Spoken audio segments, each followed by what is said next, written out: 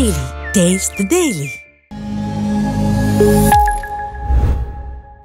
துறைக்கு இதுதான் வேலையா கிட்டத்தட்ட தமிழ்நாடு முழுவதுமே ஒரு 6000-7000 பேர்த்து டிப்ளாய் பண்ணி ஒரு இடத்துலயும் செய்யறாங்க. அதனால இன்னைக்கு தடுக்கட்டும். அடுத்த ஆர்ப்பாட்டம் தேதி சொல்லாம நடக்கும். அது 22ஆம் தேதி நடக்கலாம், எப்ப வேணாலும் நடக்கலாம். எதை வேண்டுமானாலும் முற்றுகை செய்வோம். அது முதலமைச்சருடைய வீடாக இருக்கலாம், டாஸ்மார்க் அளவில். ஏன்னா எங்களை பொறுத்தவரை முதலமைச்சர் சம்பந்தப்பட்டிருக்கிறாங்க. அவரும் இதுல குற்றவாளி தான். அவர் தப்பிச்சு போக முடியாது. ஏன்னா அவருடைய அமைச்சரவை அவருடைய கண்காணிப்பில் இருக்கு. ஒரு அமைச்சருக்கு அளவுக்கு அதிகமாக பாசத்தை காட்டியிருக்கிறாங்க. அதனால எங்களை பொறுத்தவரை அடுத்த ஆர்ப்பாட்டம் தொடர்ந்து நடந்து கொண்டே இருக்கும். ஆனா தேதி சொல்ல மாட்டேன். இந்த காவல்துறைக்கு மரியாதை கொடுத்து தேதி சொல்லியிருந்தோம். அவங்க இந்த மாதிரி பிஹேவ் பண்றாங்கன்னா ஒரு அரசியல் கட்சியா நாங்களும் வேற ஸ்டைல்ல பண்ணாரோம். சார், இப்ப பாஜக நிர்வாகிகள் தொடர்ச்சியா காலையில கைது பண்ணிட்டு இருக்காங்க சார், தடுப்பு காவல்ல கைது பண்ணிட்டு இருக்காங்க. அடுத்தது உங்களையும் பண்றதுக்கான நடவடிக்கைகள் இறங்கி இருக்கு. அதெல்லாம் பண்ணட்டுங்கண்ணா. கைது பண்றது அவங்ககிட்ட பயம் இருக்கு. நான் பேசக்கூடாது, பேசினா பல விஷயங்கள் வெளியே வரும். ஸோ அந்த ஆர்ப்பாட்டத்துக்கு போகக்கூடாது. காவல்துறை என்ன வேண்டுமானாலும் முயற்சி. நான் தான் சொல்லிட்டேன் பாருங்கண்ணே, அடுத்த ஆர்ப்பாட்டம் தேதி சொல்லாம நடத்தும். அது 22ஆம் தேதியாவும் இருக்கலாம், வேற தேதியாவும் இருக்கலாம், யாரு வீடாவும் இருக்கலாம். எங்களை பொறுத்தவரை இந்த டாஸ்மார்க் ஊழல்ல யார் குற்றவாளிகள் என்று நாங்கள் கருதுகின்றோமோ, முதலமைச்சர் உட்பட எல்லோரையும் ஜனநாயக முறையில முற்றுகை செய்வதற்கு எங்களுக்கு உரிமை இருக்கு. அதனால நாங்க நிச்சயமா செய்வோம். டாஸ்மாக் ஊழல்ல ஈடி சொன்னது 1000 கோடி முறைகேடுன்னு சொன்னாங்க. அது மட்டும் தான் இருக்கு நினைக்கிறீங்களா? அதை விட அதிகமான ஊழல் நடந்திருக்கும் நினைக்கிறீங்களா சார்? அண்ணா, 1000 கோடி ரூபாய்க்கு மேலைங்கண்ணா. ஈடியினுடைய ஆரம்பகால இசிஆர் அடிப்படையில் அவங்க ரைடு நடத்தி சொல்லியிருக்கிறாங்கன்னா, இன்னும் நீங்க பொறுத்திருந்து பாருங்க. இது தமிழ்நாட்டினுடைய அரசியலை உலுக்குவது மட்டுமல்ல, தமிழ்நாட்டில் நல்ல அரசியலை கொண்டு வருவதற்கு பாரதிய ஜனதா கட்சி முன்னெடுத்திருக்கக்கூடிய இந்த ஆர்ப்பாட்டம் நிச்சயமாக தமிழ்நாட்டில் நல்ல ஒரு அரசியலை கொண்டு வருவதற்கு ஒரு அச்சாணியாக அமையும் என்பதிலே முழு நம்பிக்கை எனக்கு இருக்கு. இந்த அமலாக்கத்துறையினுடைய அறிக்கைக்கு முன்பே அண்ணாமலை அவர்கள் 1000 கோடி முறைகேடுன்னு அவருக்கு எப்படி தெரியும்? அமலாக்கத்துறை அறிக்கை வரது அவருக்கு எப்படி தெரியும்? செந்தில் பாலாஜி உங்களுடைய ஃபெடரல் புதிய தலைமுறை ஒரு ஆங்கில பத்திரிகை நடத்துறாங்க, பேரு ஃபெடரல். அதுல என் மகாலிங்கம் எப்ப 1000 கோடி எழுதியிருக்காருன்னு பாருங்க. ஜூனியருடன் பத்திரிகை என்ன எழுதியிருக்கு பாருங்க. மீடியால எத்தனை முறை நீங்க 1000 கோடி போட்டீங்க தெரியும். ஒரு அதிகாரி ரைடு பண்றாங்க, உங்க மீடியால எவ்வளவு இன்ஃபர்மேஷன் வச்சிருக்கீங்க. நான் உங்களுக்கு மீடியாவுடைய பேரை சொல்லி, ஜெர்னலிஸ்டோட பேரை சொல்லி நான் சொல்றேன். எத்தனை பேர் 1000 கோடி போட்டிருக்காங்க? 1000 கோடி ரூபாய்க்கு மேல. இன்ஃபேக்ட் எனக்கு இது 40,000 கோடி ரூபாய் இருக்கும் என்பது என்னுடைய அனுமானம். என்னோட கால்குலேஷன் படி மொத்த பாரையும் அவங்க வாங்கக்கூடிய மொத்த சரக்கு சேல்ஸையும் கால்குலேட் பண்ணா 40,000 கோடி ரூபாய் தாண்டணும். ஆனா நான் ஒரு பொறுப்பான ஒரு பதவியில் இருக்கேன். அதனால இன்னைக்கு ஈடி என்ன சொல்லியிருக்காங்களோ அதை வச்சு நான் போறேன். 1000 கோடி ரூபாய்க்கு மேலே. பட் என்னை பொறுத்தவரை இது டிப் ஆஃப் அன் ஐஸ்பர்க், ஒரு சின்ன துரும்பு தான் அந்த 1000 கோடி என்பது. ஏன்னா அந்த அளவுக்கு திராவிட முன்னேற்ற கழகம் இதை வச்சு 2024 லோக்சபாவையே சாராய காசை வச்சுதான் நடத்தியிருக்காங்க. டாஸ்மாக்னுடைய பணத்தை வைத்து தான் 2024 பாராளுமன்ற தேர்தல் முழுவதும் திராவிட முன்னேற்ற கழகம் நடத்தியிருக்காங்க. 2026 சட்டமன்ற தேர்தலையும் டாஸ்மாக் வச்சு நடத்துறதுக்காக களத்தில் இருக்கிறாங்க. சட்ட ரீதியாக எதிர்கொள்வோம்.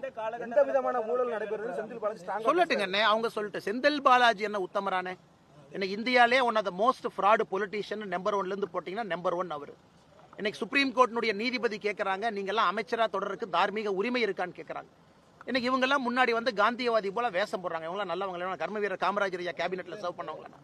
ஒரு ஊழல் கேபினெட்ல தலையிலிருந்து கால் வரை ஊழல் ஆட்சி மட்டும் நடைபெறக்கூடிய திராவிட முன்னேற்ற கழகத்தினுடைய ஆட்சியில ஒரு ஊழல் பேர்வழி சாராய அமைச்சர். அவர் சொல்வதில் எங்க இருக்கு? அந்த சார்ஜ் ஷீட் போட்டு பாருங்க. சுப்ரீம் கோர்ட் 1.5 வருஷம் ஜெயிலில் இருந்தவர் டிரான்ஸ்போர்ட் ஸ்கேம்ல. எத்தனை முறை பெயில் டினை ஆச்சு. ஒரு முறையும் சுப்ரீம் கோர்ட் என்ன சொன்னாங்க?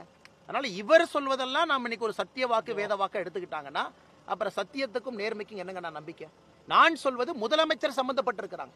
டாஸ்மார்க் வழக்குல முதல் குற்றவாளியாக மு.க. Stalin, MK. Stalin accuse number 1 டாஸ்மாக்ல இருக்கணும். 2வது குற்றவாளி தான் செந்தில் பாலாஜி. ஏன்னா பாலிசியை டிசைன் பண்ணி கூட ஒரு அமைச்சரை வச்சுக்கிட்டு கண்ணை மூடிட்டு இருந்தாங்க அப்படின்னா முதலமைச்சரும் பொறுப்பு தானே. என்னை பொறுத்தவரை இந்த கேஸ்ல அக்யூஸ் நம்பர் 1 முதலமைச்சராக இருக்க வேண்டும். ஏன்னா அரவிந்த் கெஜ்ரிவால் அக்யூஸ் நம்பர் 1 இருந்திருக்கிறாங்க. தமிழ்நாட்டிலும் இடி தன்னுடைய முழு அறிக்கையை தாக்கல் செய்து முடிக்கும் பொழுது முதலமைச்சர் அக்யூஸ் நம்பர் 1 இருப்பார் என்பது என்னுடைய ஆணித்தரமான நம்பிக்கை.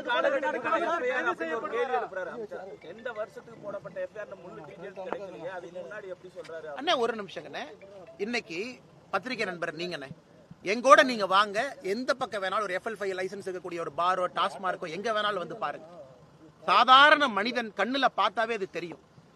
இது 2023 போடப்பட்டதா, 24 போடப்பட்டதா, 25 போடப்பட்டதான் முக்கியம் இல்லை.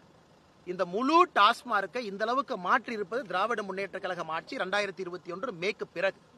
அதான் இடி அறிக்கையில மிக தெளிவாக சொல்லியிருக்கின்றார்கள். 3 கேட்டகரி எஃப்ஐஆர் கம்பைன் பண்ணி ECIR போட்டிருக்கோம் அப்படின்னு. ஏன் குற்றம் சாட்டப்பட்ட பிறகு இவங்களுக்கு கொடுக்கத்தானே போறாங்க. செந்தில் பாலாஜி அக்யூஸ்ட் ஆன பின்னாடி இடி காப்பி கொடுக்கத்தானே போகுது. அந்த காப்பியை திறந்து எஃப்ஐஆர் எப்ப போட்டாங்க அப்ப செந்தில் பாலாஜி அவர்களோ முதலமைச்சர் அவர்களோ தெரிந்து கொள்ளட்டும். இல்ல ஒரு புகார் வந்து அந்த புகார் மீதான வழக்கு பதிவு செய்யப்படும், அதுக்கெல்லாம் எடுத்து வச்சு இப்படி சொல்ல முடியுமா? ஏன்னா நாங்களே அதுக்கான நடவடிக்கைகளை மேற்கொண்டிருக்கலாம்ல அப்படின்னு சொல்றாங்க. யாருங்கண்ணா?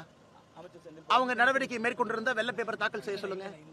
ஒருவேளை அமைச்சர் சொல்வது போல, அன்பு சகோதரர் அண்ணன் நீங்க சொல்றது போல அமைச்சர் பண்ணியிருந்தா வெள்ளை பேப்பர் தாக்கல் பண்ணட்டும். டாஸ்மாக்ல இவ்வளவு புகார் வந்திருக்கு, இவ்வளவு நடவடிக்கை எடுத்திருக்கோம், இவ்வளவு பேர்த்த சஸ்பெண்ட் பண்ணிருக்கோம், இவ்வளவு ஆக்ஷன் எடுத்திருக்கோம். இன்னைக்கு முக்கிய புகாரே வந்து நீங்க டாஸ்மார்க் ஒரு லீகல் ரூட்னா இல்லீகல் ரூட்ல 40% மேல சரக்கு வைக்கிறீங்க. அதுல வரக்கூடிய பணத்துல தான் நீங்க ஆட்சியை நடத்துறீங்கிறதா நம்முடைய குற்றச்சாட்டு. இல்லை என்று சொன்னால் வெள்ளை அறிக்கை தாக்கல் செய்யுங்கன்னே. 48% ஐயா வந்துடுறாங்க ஐயா. 48% டாஸ்மாக் வளர்ச்சிங்க. நான் திமுக வந்த பிறகு 33,000 கோடியிலிருந்து 52,000 கோடி. தமிழ்நாட்டில் ஏதாச்சும் ஒரு அரசு நிறுவனம் தனிப்பட்ட நபருடைய சொத்து 48% யாருக்காச்சும் உயர்ந்திருக்கானா? முதலமைச்சர் கைது செய்யப்பட வாய்ப்பு இருக்கா? எனக்கு தெரியாதுங்கண்ணா. என்னை பொறுத்தவரை முதலமைச்சர் இதுல குற்றவாளிங்கண்ணா. ஏன்னா அவருடைய கண் பார்வை கீழே தான் நடந்திருக்கு.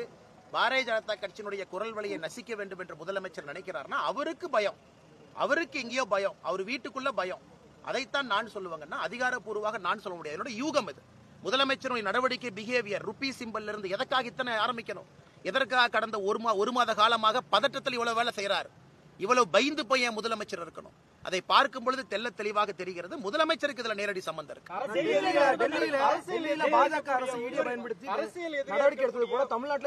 திமுக ஒரு நிமிஷம், ஈடிக்கு வந்து பார்லிமெண்ட் கொடுத்த பவர்ஸ் இருக்கு, சட்டத்தின்படி ஈடிக்கு பவர்ஸ் இருக்கு. இந்தியால எங்க வேணாலும் ஆபரேட் பண்ணலாம். they have law behind themselves. கணக்கு அவங்களுக்கு சட்டம் இருக்கு. அதை தடுப்பதற்கு இவங்களுக்கு என்ன ரைட் இருக்கு? அப்ப அதே நான் டிவிஎஸ்சி சொல்லாமே. டிவிஎஸ்சி மாநில அரசு கீழே இருக்கிறாங்க. டிவிஎஸ்சி வச்சு நீங்க மத்த கட்சி நண்பர்கள் நசுக்கிறீங்க நாங்க சொல்லாமல்ல. அது பாயிண்ட் இல்லைண்ணே. அவங்க நடவடிக்கை எடுக்கிறாங்க, கோர்ட்டுக்கு போங்க, அரெஸ்ட் பண்ணா பெயிலுக்கு போங்க, ஜாமீனுக்கு போங்க. அதை வைத்து கோர்ட் நியாயம் சொல்லட்டும். ஈடியே வரக்கூடாதுன்னு சொன்னா என்ன விதத்தில் நியாயங்கண்ணா? அது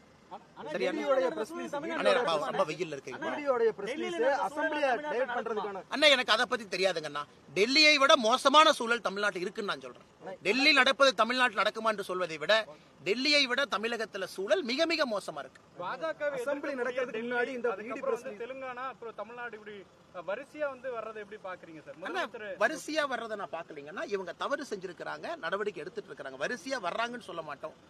இங்க எங்கேயா இருந்தாலும் கூட உச்சநீதிமன்றத்தினுடைய தீர்ப்பை நான் சுட்டிக்காட்ட விரும்புறது. கவிதா அவர்களாக இருக்கட்டும், அரவிந்த் கெஜ்ரிவாலாக இருக்கட்டும், தமிழ்நாட்டில் யாரு கைது செய்யப்பட்டாலும் அவர்களாக இருக்கட்டும், தவறு செஞ்சிருக்கிறாங்க, நடவடிக்கை எடுக்கிறாங்க.